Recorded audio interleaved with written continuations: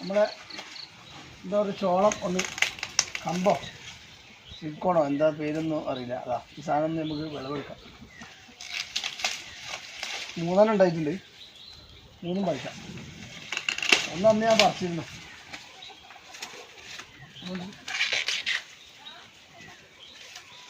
Super സാധനം അല്ലേ?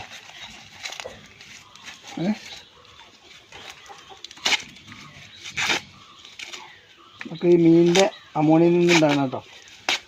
അക്വപോണിക്സിൻ്റെ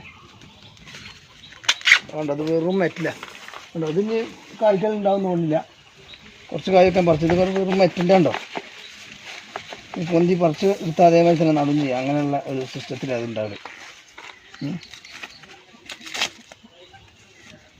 ഇപ്പോൾ ഒരു നേരം പോക്കാണ് ഇത്.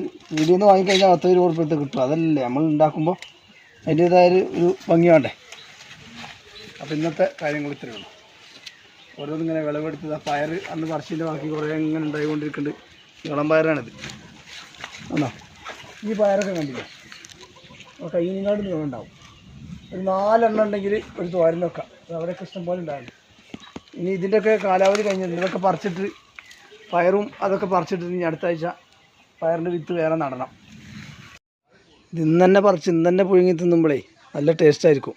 നോമ്പൊക്കെ തുറന്നിട്ട് നമുക്ക് കഴിക്കണമെങ്കിൽ ഇന്നിപ്പോൾ ഒരു 3-4 പീസാക്കിയിട്ട് കുക്കറിലിട്ടിട്ട് ഒന്ന് പുഴുങ്ങിയെടുക്കട്ടെ. പുതിയൊരു വീഡിയോയുമായിട്ട് വീണ്ടും കാണാം.